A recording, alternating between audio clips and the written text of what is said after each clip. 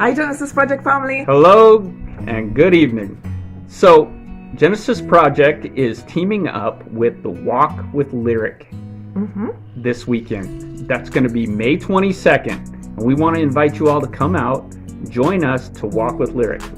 You might be asking, well, who's Lyric? Lyric Lane Stirring is his name, and he is an 18-month-old little vivacious firecracker, wonderful young little guy that we got to spend some time with last week. Just an amazing little fella, and he has cystic fibrosis, and we are going to walk for the cure. So tell them exactly which part it will be, love. So it is going to be on the Bill Chipman Trail in Moscow. It's going to be at 3 p.m. and from about 3 p.m. to 6 p.m. This Saturday, May 22nd in Moscow. So it is a walk, run, 5K. Okay, so if you can't walk, you could run, and if you can't run, you could crawl. Okay, that's right. Anyhow, come and join us on this trail. So let us tell you a little bit about cystic fibrosis. A lot of people haven't really heard much about this disorder or disease. So cystic fibrosis is a disease that affects every organ system more or less in your body. It is an hereditary disease. So like for instance, it affects 1 in every 3,000 to 4,000 Caucasian citizens of the United States. Okay, so it is not actually that rare. So the thing is, if you have a trait of it, or if you have, like for instance, if Cliff have the trait of cystic fibrosis, right? And as I said, it affects mostly Caucasian. So if I was Caucasian and I also have the trait, and if we had a child, that child have a 25% chance of being born with cystic fibrosis. Okay, and so when you have that disease, it really affects your life. Okay, it affects your livelihood. They are prone to a lot of infection, lung infection, GI infection, right? They end up have a tendency to be very small because they have a lot of malabsorption issues, and unfortunately their lifespan is also decreased. But thanks to the Cystic Fibrosis Foundation that have been doing a lot of research, and thanks to multiple doctors and donors, right, have put a lot of effort into finding a cure.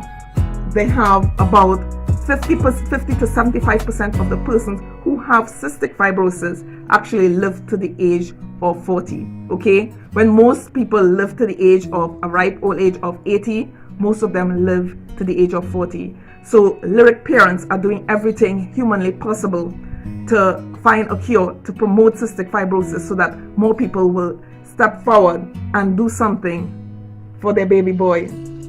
And once you meet Lyric and once you get to see him, get to know him, you'll understand exactly why that is. They're giving him every opportunity possible to have the best life that he can have. And he's just an amazing little fella, and we want to do all that we can, through the Genesis Project in order to help promote this and bring awareness to that. So we're going to walk for the cure this Saturday. Exactly. So enjoy the video. You will see his parents talking about cystic fibrosis, and you will see clips of the firecracker, this fireball of energy, this blessing to his parents and everybody he's in contact with. That's right. You'll be full of joy just looking at this video. Enjoy. Enjoy. Like, subscribe, and then leave some comments. Leave some well wishes for Lyric, and we'll be sure to pass them along as well. Come join us on Saturday. Hi, I'm Vanessa. And I'm David. And we're here to talk about our son Lyric and his diagnosis with cystic fibrosis and why we chose to start a 5K fun run, Walk with Lyric. Yeah. We both met later in life. She was 37 and I was 41. So he's a little bit older.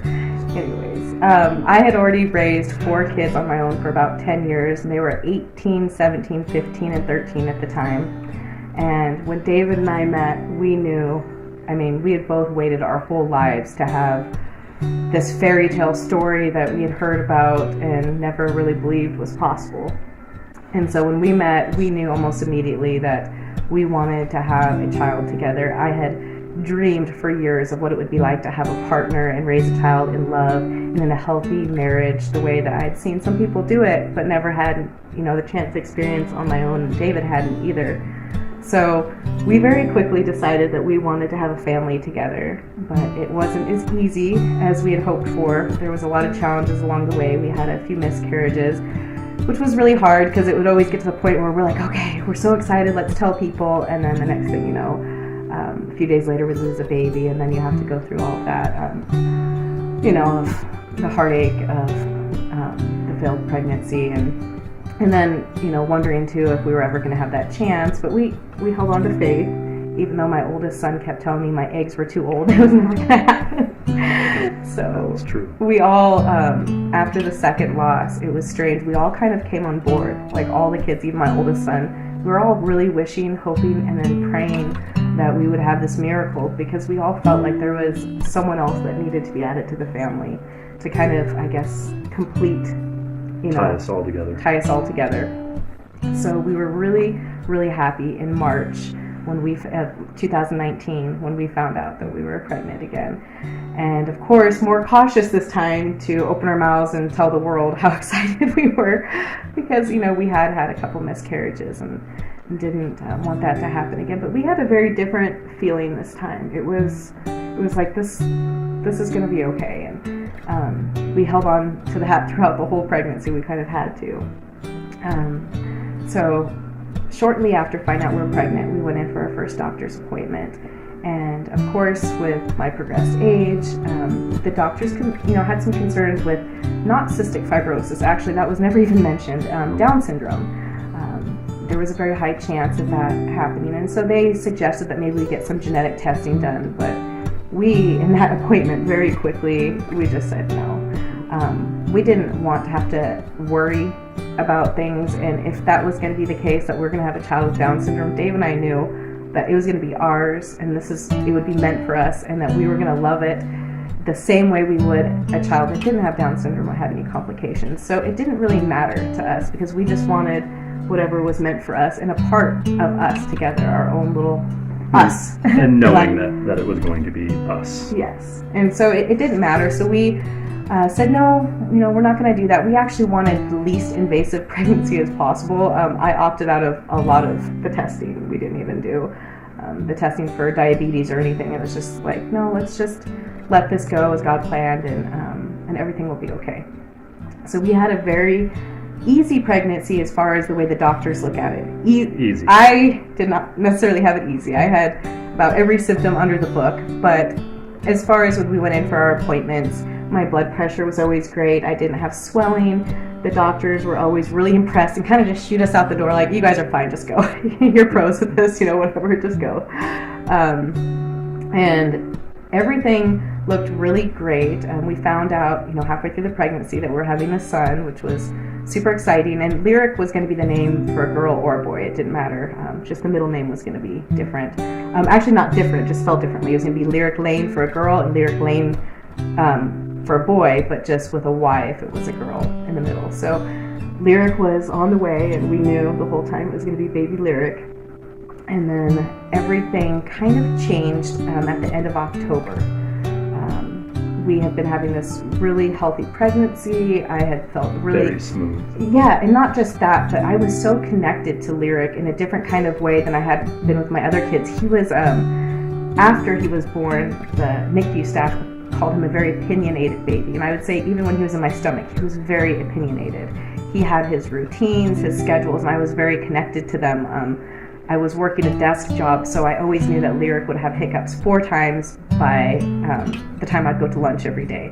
And so it was just these routines, and I knew that if I ate certain foods, he would get up and start moving. I knew certain music that he liked. He loved bluegrass when I was pregnant. Wasn't my favorite, but he loved it. He would get up and start moving to that. So we were just very connected. And at the end of October, and I remember specifically it was the 28th, because it was exactly a month before he was due, I started feeling this urgency to get him out. Almost dread. Yeah, it was, something came over me that week, and I told David, I said, I think our baby needs to come out. Like, I think he needs to be born. Now, my thinking was, I'm married to a giant. He was a giant when he was born. I mean, huge.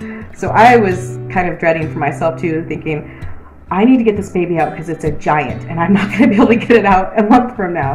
So that was my thinking, was that he was just really big, and not that he was had the condition that he has. So that dread set in for about a week, and then it was November 1st, and my son had a championship football game, and I was up in the stands, dancing, jumping, 9 months pregnant, have you, and I remember Lyric was also... Yes, he was moving like crazy, He was also very too. excited. Yeah, he was going nuts that night, so it was the two of us, we were both excited and cheering on Brandon.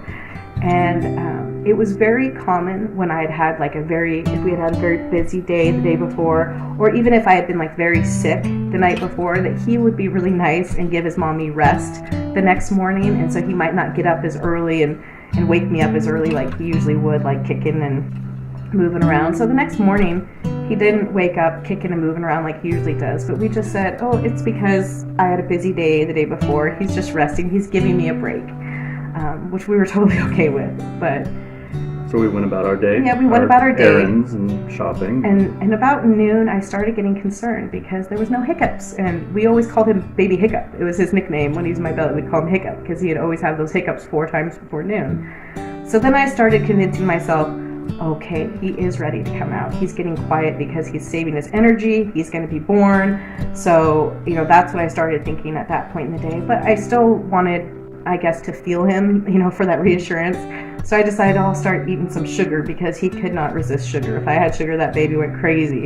And then I think had some caffeine because they're like, this, he'll definitely wake up a little bit if I do this. And unfortunately, he Still didn't. nothing. There was nothing.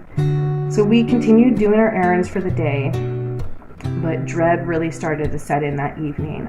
We came home. It was about dinner time. We went out and actually ate very spicy food because that was another thing. It was like, okay, spicy food will make him move and get him moving even if he's getting ready to be born. And so we went out and ate some spicy food, and then we came home and I got in the bathtub, and that was something I did every night.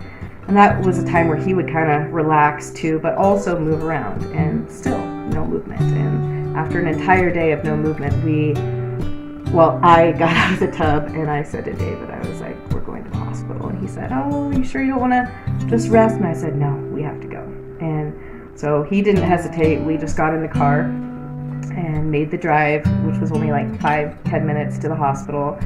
And when we got there, the first thing, luckily they received us and listened to us and were like, okay, let's, do a well baby check, make sure everything's okay. They didn't turn us away or say, oh, it's fine. So they took us in right away. They went to look for a fetal heartbeat, and what seemed like 20 minutes, which was probably only about a minute, it took them to find the heartbeat, but it seemed like 20 because that minute was just like where, he's big enough that they should have been able to find a heartbeat really easy, and yet they're searching and searching, and finally we hear it.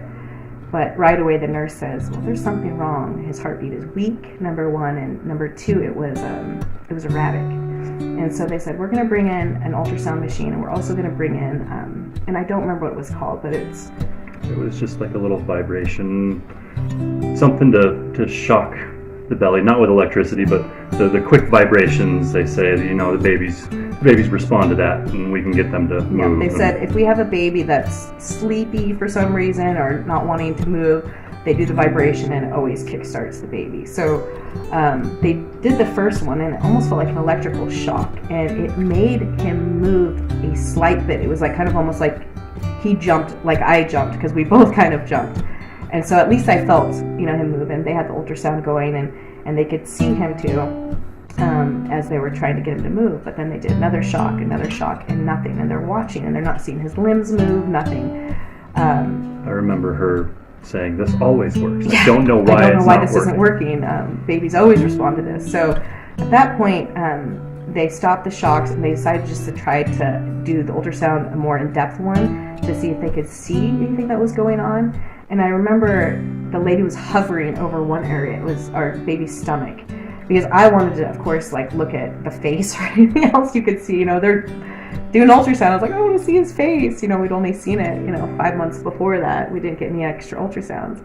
But she kept hovering over the stomach and taking measurements, and she was getting very quiet, which I picked up on, Dave picked up on, but we were still like, oh, she's just doing her job and being thorough, and so that's good. Level of concern growing. Yeah, it was definitely growing, definitely. And So she ends up very nicely. I mean, she was very polite about it. She's like, okay, well, I'm going to go get the doctor now. And she leaves the room, and immediately after, the nurses come in and they start asking me my blood type and they put wristbands on me, and Dave and I both knew Level of concern that they're goes not higher. coming to do that when they're just monitoring you. So we're like, hey, what's going on? And the nurse is like, the doctor is right on her way in. And we're like not waiting for the doctor. We're like, no, we want to know. But right then the doctor comes walking in and tells us that they're going to take us in for emergency C-section, that the baby needed to be born that night.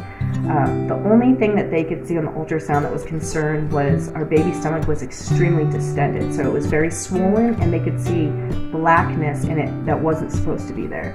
But at that same point, there was no diagnosis. There was no, we think it's this. It was just like, let's get the baby out so we can find out what's going on. So we were rushed down to surgery, and I mean, we were holding it together amazingly well, because this was like my worst nightmare. I wanted a drug-free, non-invasive. We had the we had a birth plan. Okay, we had this plan, and it was not. All the kids were going to be there. All of my adult children, pretty much adult children, were going to be there on board for when we had the baby. My daughter Mariah was going to be my coach, hold my hand. So we had all this stuff planned. So we're calling the kids in now, like, come to the hospital.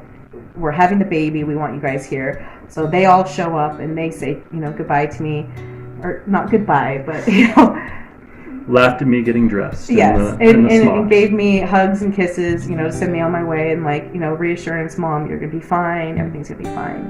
So we went into surgery, and when they opened me up and pulled Lyric out, I didn't get to see him. Dave got to see him. I didn't get to see him, but the first thing Dr. Campbell said was, well, we're going to call this one Lucky, which is how Lyric got his nickname, Lucky Lyric Lane, the 3 L's, because he was born with his cord completely in a knot. And Dr. Campbell said, when we have a baby born like this, we call them lucky that they survive, because it is so rare that a child's cord gets in a complete knot and that they don't die, because usually it cuts off all of their oxygen.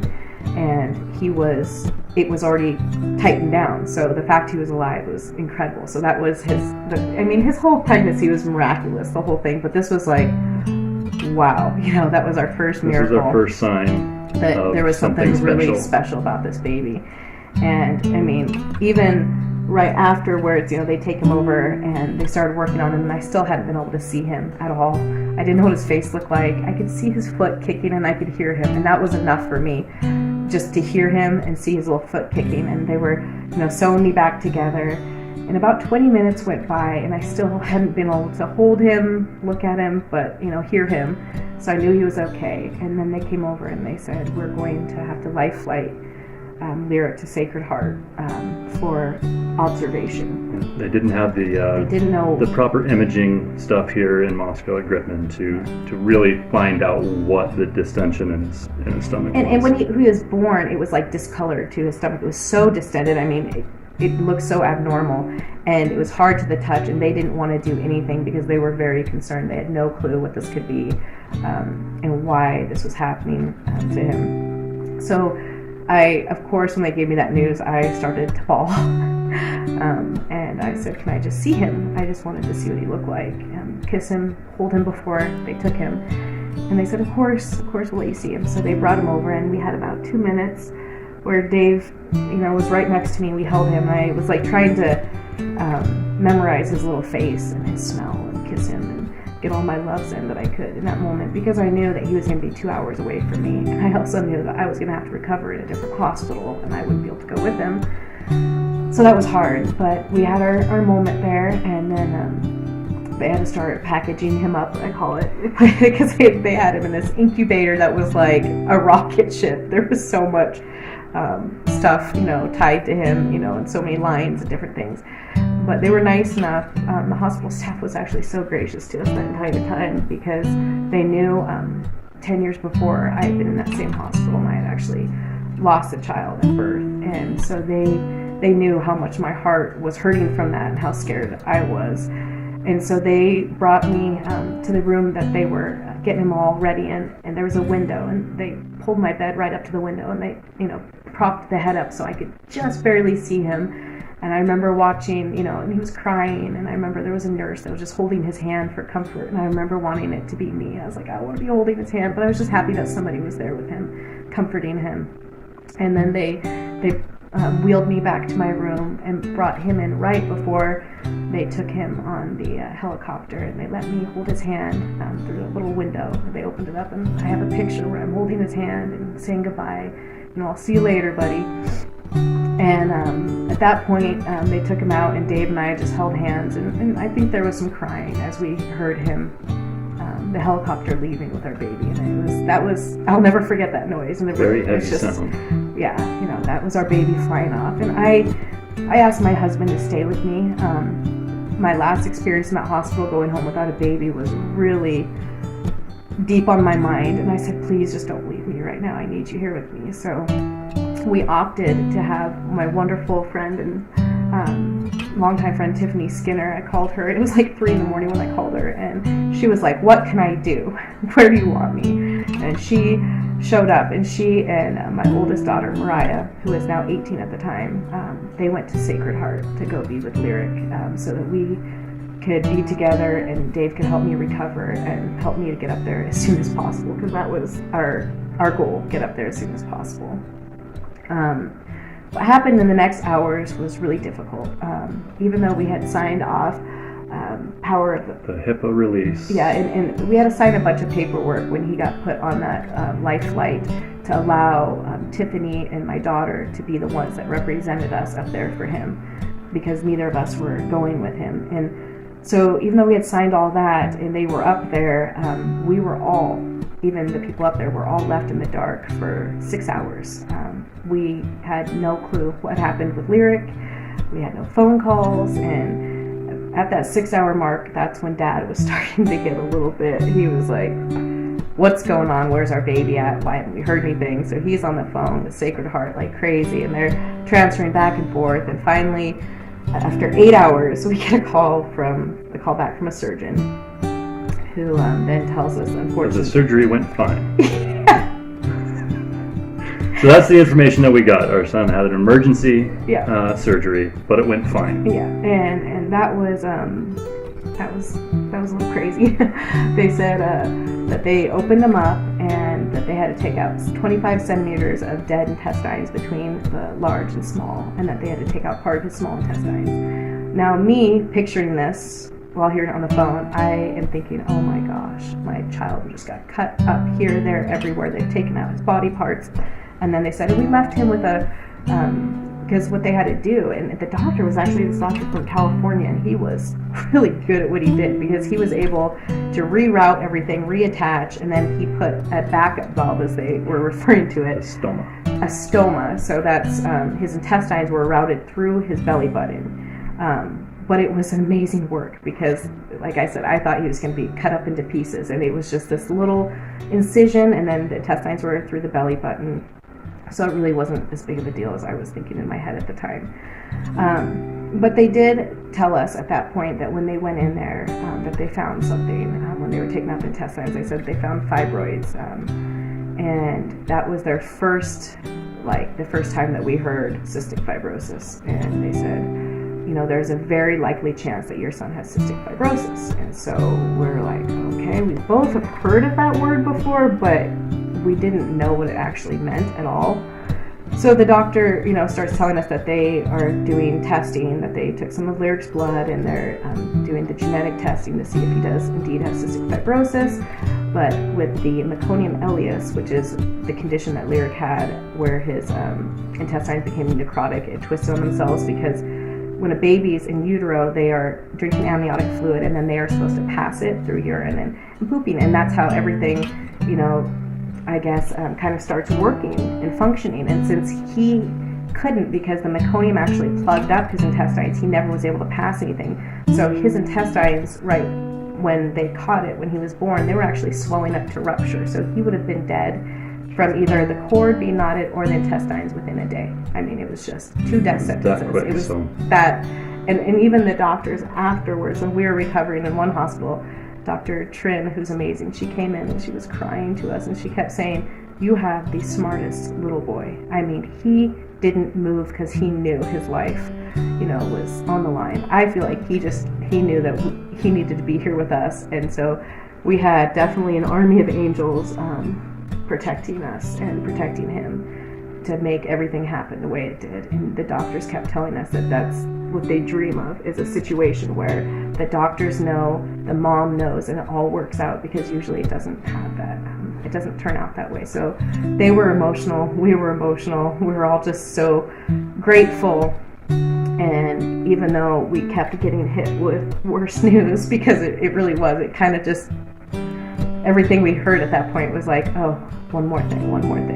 First there's the surgery, then it's like, okay, you might have this condition called cystic fibrosis. We look it up. And we're, again, Dave's always said the worst use of imagination, or worry is the worst use of imagination. Worry is the worst use of imagination. So we were really not going to focus on anything until we had diagnoses.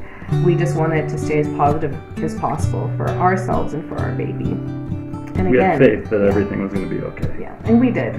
We were scared, but we did. We had a really strong faith, and we had each other. And so that really helped too, because nothing ever seems hard with Dave. I mean, we've always just had that. We have each other's backs, and it's amazing. So anyways, after 3 days of recovering in one hospital, I was finally released to go up to Spokane and see my baby again. And that reunion, let me just tell you, we walked in the NICU, and I am just like, and Dave had actually gone up there just to visit Lyric after the surgery, so he had actually seen where he was at. So when we walk into this NICU that's all locked, and you get in the first door, and then there's just 3 pods, right? There's 3 different separate pods. So Dave says, our baby's in that pod, and he's in that room. And so I'm, trying to look, but we have to stop at the desk. We have to do this hand washing thing. Then we have to show our IDs and get, our special wristbands and everything. This is all pre-COVID. Yeah, this was pre-COVID. And I'm just like, I just want to get to that baby and just hold him and kiss him. But, it just couldn't happen soon enough. But we got in there, and I was told I wouldn't be able to hold him because he had, just had surgery a couple days before, and that he was recovering and still on pain meds and everything. So we walked in, and I just went right to him and held his hand and was like, I'm back. I missed you. And, of course, there was tears and emotions and all that stuff. And then the nurse said to me the words that I dreamed of hearing. She said, do you want to hold him? And I was like, wait, what? And you don't understand what that's like until you have a kid in the NICU, where you don't have those opportunities. And then, when you can't just hold them. So for us, it was like, we get to hold our baby. Oh my gosh, yes. And Dave didn't even try to be selfish to say, well, I want to hold him too, because he knew how important it was to me. So he just let me have that time, because we didn't want to hand him back and forth either, because he was really fragile at that point. So he just let me hog him to myself, which was really great. For that whole first day, he actually let me hog him to myself, and I held him and talked to him, and he looked just perfect. He looked perfect. It wasn't, after everything, I just was like, wow, he's perfect. Right after we got there, it was almost immediate that Lyric had a turnaround. It was like he knew that we were there with him. And as soon as we got there, he had been on pain meds that whole time. And once we got there, he stopped needing them. He wasn't crying, because they usually give them if the baby shows they're in pain by crying, because they can't say I'm in pain. But he didn't. He was just so content. And so they said, well, he doesn't need his pain meds, and the quicker that they could get him off the pain meds, the quicker they could get him to eating and trying to get back on track. And so we were all right with it. Yeah, so we were so excited, because in the first couple days, everything was like positive, and it was going really good. And they finally said, they started taking some of his, he had a Repogal tube that went into his mouth and down into his stomach for drainage. He also had what was the mask thing he had on? I can't remember, but they had taken off too. I can't remember the name, but it was just just to assist his breathing in case he needed it. But CPAP or something. Something like that. Anyhow, so they had slowly started taking things off of him, so that was exciting. And we had a nurse come in, and she's like, if he keeps going like this, you guys are going to be home next week. And we're like, oh, thank goodness. Oh, this is great. So they cleared him to have a little bit of my breast milk that I had pumped. And they started giving him that, and we were really excited because everything was going great. And we went to our home at the Ronald McDonald House where we were staying. Great place, by the way.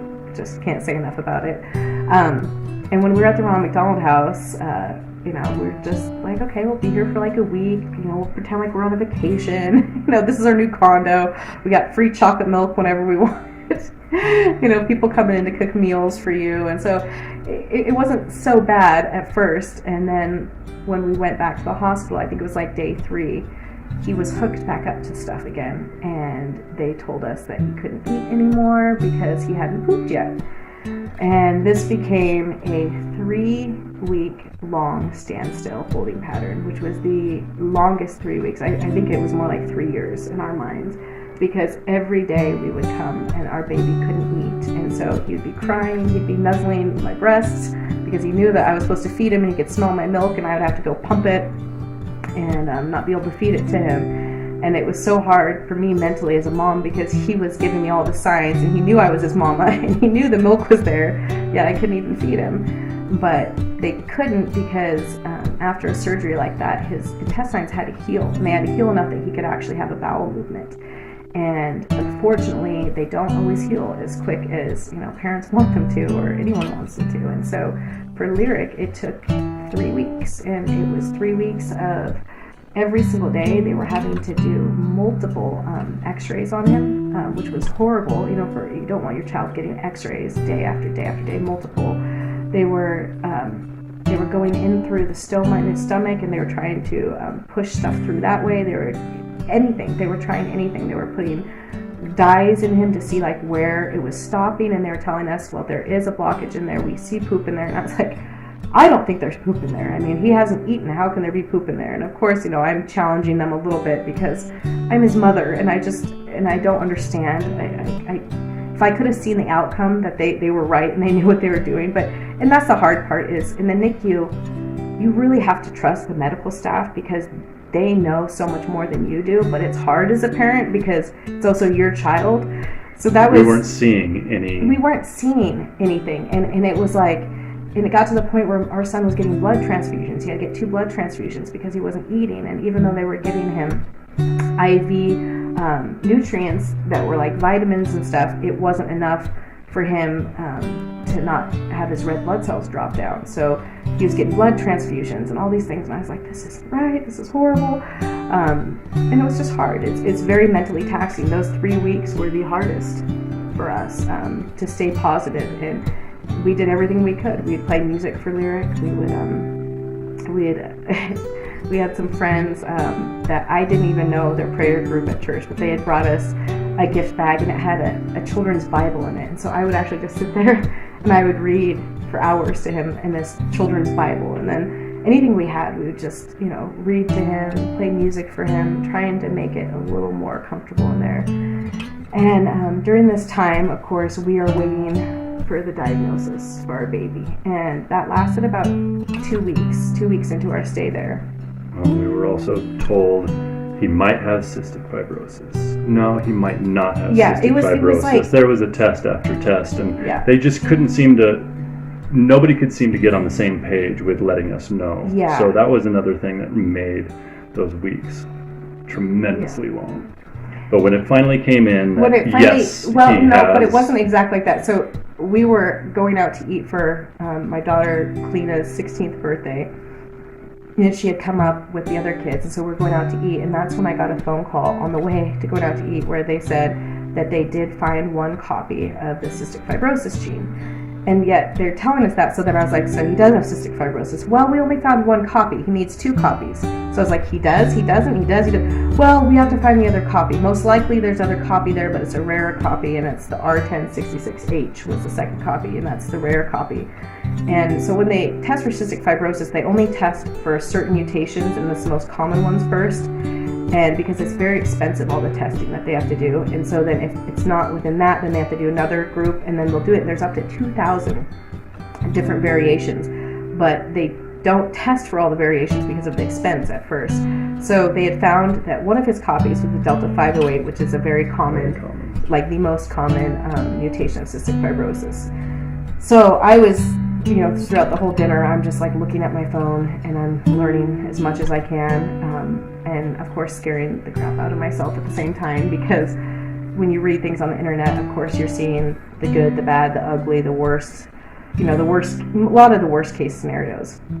So it was a very quiet evening, to say the least. And the next day, and then also the doctor told us, well, that the copy that he has, it's a less severe copy. So then I was like, okay, at least it's a least severe copy of the genetic mutation. So then the next day we go to the hospital, and we have another doctor that comes in and says, or maybe it was like 2 days later, where they had found the second copy. And then we went from finding out, he did for sure have cystic fibrosis, but he also had a more severe mutation in the second copy. And that was, that's the thing we got stuck on for a while, is severe, until wonderful Dr. McCarthy, who is our pulmonologist out there, he came in and he talked to David and I. He explained to us that we don't want to get stuck on the word severe, because so much has to do with the way that the parents cope with the disease, how they teach the child to cope with the disease, how we take care of him in the home, the kind of home life he has. And so he explained all those things to us, and he was like very positive, like, I think you guys are going to be okay. And we're like, okay. Also, upon his diagnosis, when the whole team came in to meet with us, and it's a team. I mean, you got your nutritionalist. I mean, you got not the counselor, but what's her title? Caseworker. The social worker. And, we had this whole great team that comes in, and they were all smiles.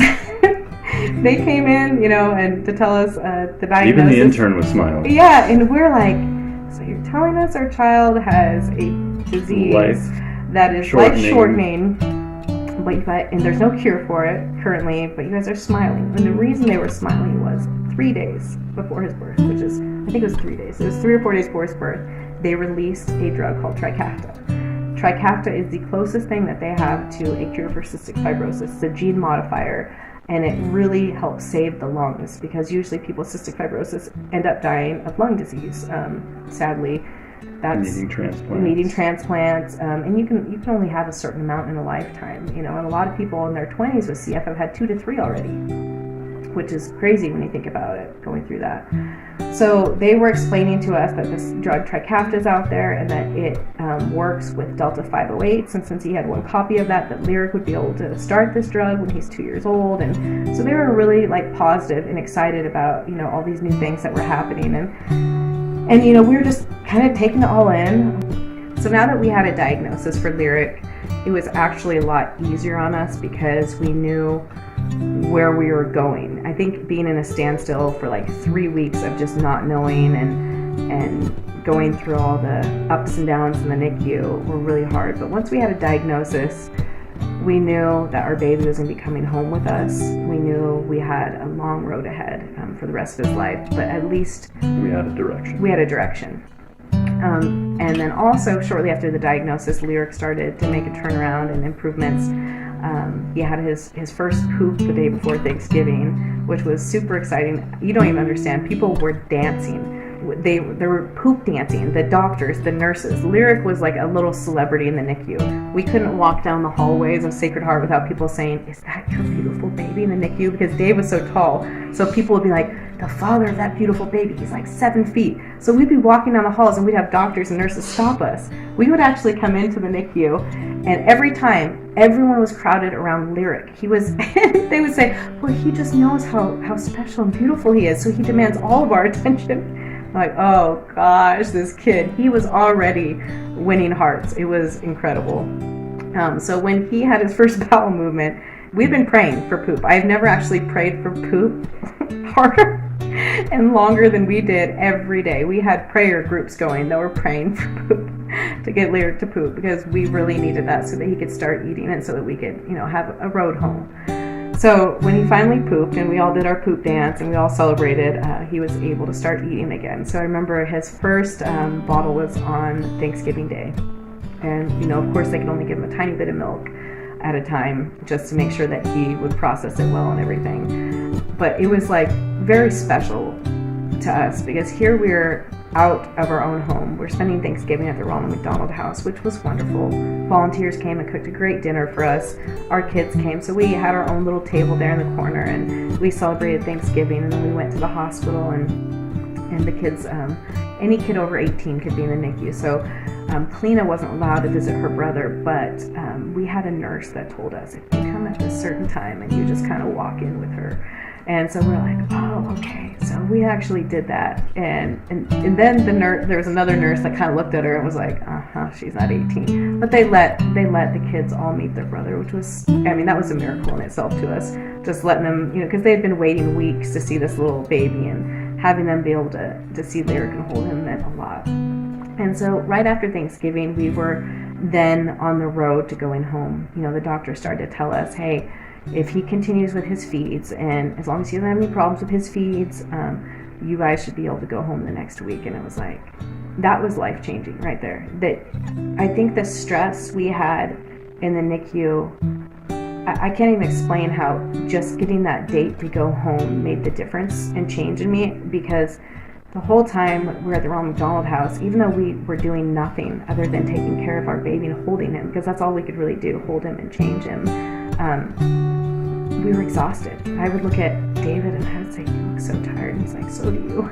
And we were just mentally and emotionally exhausted. But when we got that go home date, everything changed. And suddenly we were in the house full of these people that were also going through really hard times. And we were able to extend ourselves more because we weren't so focused on Lyric and if we were ever going to be able to go home. And so we were able to relax and start talking to people more and helping people that were going through struggles, different struggles than us, kids with cancer, people that ended up also losing their children. But we got, I don't know, I guess at that point it was just like, okay, we get to bring our baby home. And so that fear of not being able to go home, which was there the whole time, and the fear of not ever having anything normal, it was suddenly gone.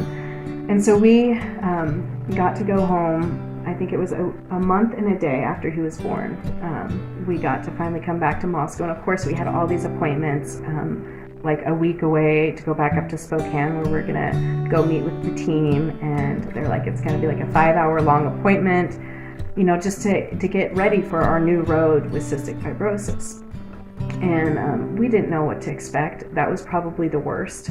Not knowing was the worst feeling, because you can imagine the worst of everything and everything that you've read. And if we would have known then how well Lyric was going to do and how much of a fighter he was going to be and how much of a joy he was going to be, it would have been really different. We also, one thing we didn't hit on is when we got the diagnosis, it was very hard for us to tell people. It took about 4 days to announce on social media, because we had this dread of telling people that our son had cystic fibrosis and knowing that people were going to react with, oh, I'm so sorry, and say those kind of things to us. And David and I didn't feel sorry. We were just so elated that we were going to bring our boy home. We were so happy that he was, to us, he was perfect.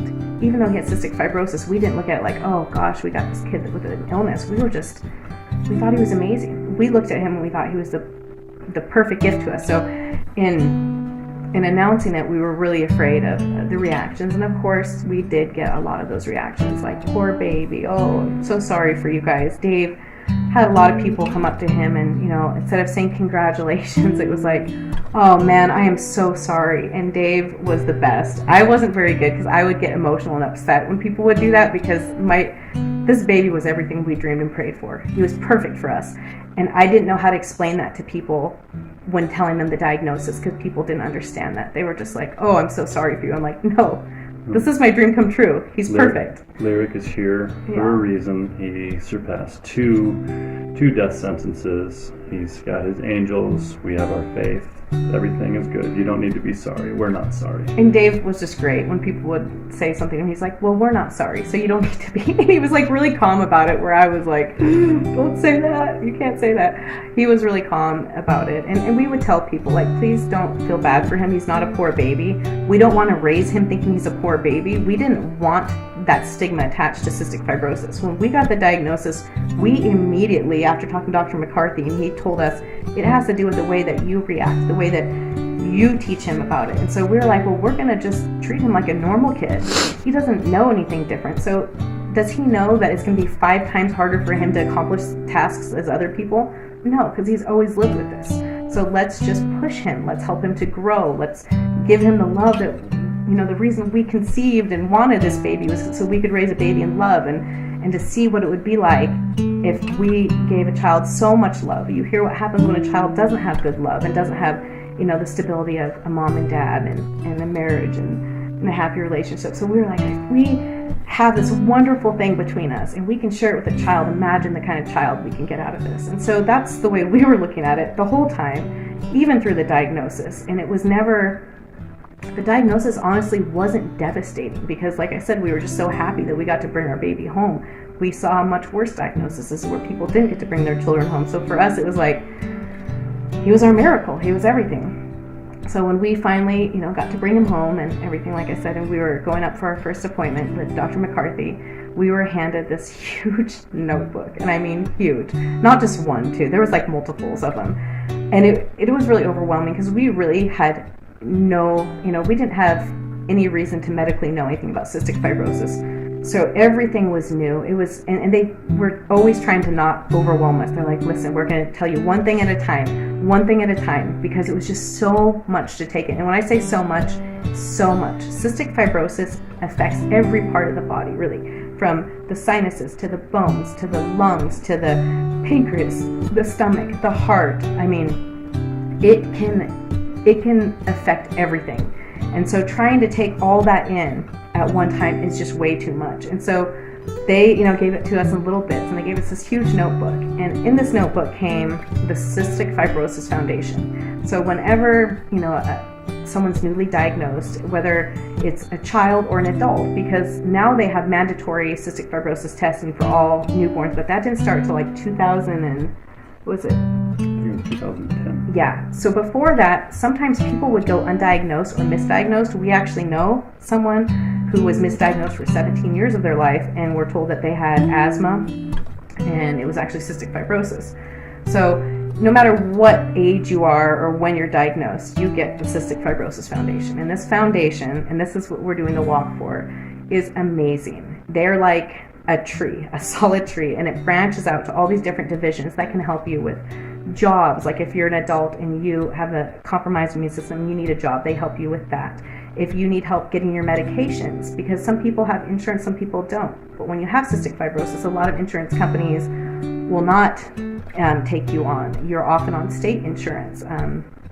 There's just so much with cystic fibrosis. It's one of the most expensive diseases to live through, and it's consistent your whole life. It's expensive. And so the Cystic Fibrosis Foundation has all these different branches. One is called Compass. Compass is a place that you can call with anything. If you don't have food one month, if you are looking for a better care center and better doctors, if you want to be a part of trials and new drugs that are coming out there, if you can't afford your medications, it doesn't matter what your needs are, what your financial, where your finances are. They're just there to help you. Whether, exactly like their name. They're a compass, and they point you in the direction that you need to go. And I mean, they don't just say, okay, we'll give you $1,400. If you need help with like certain medications that aren't being covered with insurance, they say this is what you need to apply for. They have a legal team that is all free to you just to help you go through all this, because there's so much legally that sometimes when you apply for something you get denied, and they're there to make sure you don't get denied and to help you through all those things. And so for us, Compass became like this lifesaver, and so the Cystic Fibrosis Foundation became this lifesaver because we know we're not alone, and here they help you with absolutely anything. I can't even tell you how many people I know that call them for absolutely anything, and they're always there. So for us to give back to this foundation was very important, and to create kind of a legacy for Lyric in a way, something that he could look forward to every year, like where his community would come behind him and say, we know the battle you're facing, we're proud of you, we're here for you, and we're going to help, and we're going to give back, and we're going to give back to what you want to give back to. And of course Lyric's not old enough to make that choice, but we made that choice because we want to give back to this foundation. They are the leaders in the research for a cure for cystic fibrosis. And after watching so many families lose their children, and I mean children, a lot of them don't make it till 18. There are people that live to their 30s and 40s, and even some that live to their 50s, but a lot don't. and we need the cure. And so in doing this walk for Lyric, it's saying, we want to walk with Lyric until CF stands for Cure Found. Well, that makes sense to us, and it's hard if it doesn't impact your life to go outside of yourself and say, well, I want to support this organization. But we hope in telling our story, it will really help people to want to go out and support this organization, because nobody should have to live knowing that they might outlive their child, or most likely, not might, but will outlive their children. It's a very hard thing. The good thing about that is you appreciate everything. We celebrate every milestone. It's not just us. Anyone that has a child with a life-shortening or life-altering condition, you celebrate things you didn't before, and you appreciate everything. And so we just wanted to be able to show our appreciation and give back, and give Lyric something that he could have. And who knows, by the time he's 18, how much money we will have raised in his name for him to be proud of, and be able to kind of wear a badge of honor of, yes, I have cystic fibrosis, I'm a fighter, and we're all fighting in this together. And we all are, really. I mean, it's a lifelong thing. So this will be our first annual. So we plan on doing the walk with Lyric every year. This is only the first year, and it's perfect because Lyric's a year old. So as he grows and he's 2 years old, then it'll be our second year, and then 3 years old, third year. And we've learned a lot in planning this. I'm sure it's going to only grow and get better, and we've been so honored and blessed with the help we have received this year. There was times where I was doing a lot of praying, going to sleep, and I'm like, please, don't let this be a complete failure. And in that praying, the Genesis Project came on board, and Arlene and Cliff are absolutely wonderful. We have too much fun with them, actually. And we were so excited that they are the first people that came to us and wanted to hear our story, and this is the first time we're sharing it publicly. So we love the Genesis Project, and hope that we get to continue to support them, even though they're going to be going back to their home place. We want to continue supporting this project and being a part of it. And we also had the Northwest River Supplies, NRS, which is a great company here in Moscow that sponsored us, and we're so thankful for them. Moscow's Rose Hours and Safeway sponsored water for our walk as well. And so we're so appreciative of our sponsors this year. And I know in the future years it can only just grow, but we're just happy to be where we're at and getting this on the ground. And that's how you start a movement. It might not start huge, and that's not a big deal to us because we just wanted to start something. And as Lyric gets older, he's going to be doing this movement himself. He already has so much personality and, and drive. He'll be the one that gets people out there in the future years. For now, this is what we can do to show our support of our son and his condition and the foundation. Absolutely. Yeah. Yeah, buddy.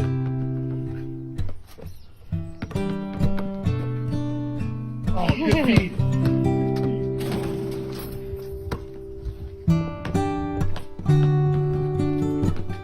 Can you throw it to the ducks, Lyric? Throw it.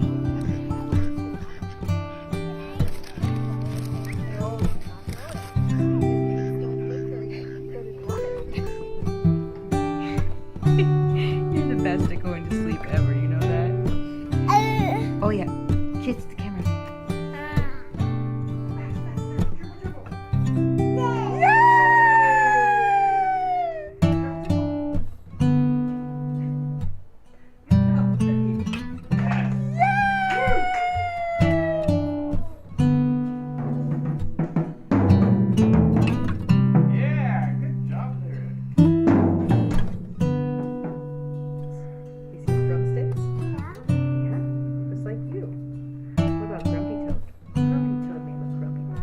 His friend and ride his motorcycle and jam now on his guitar.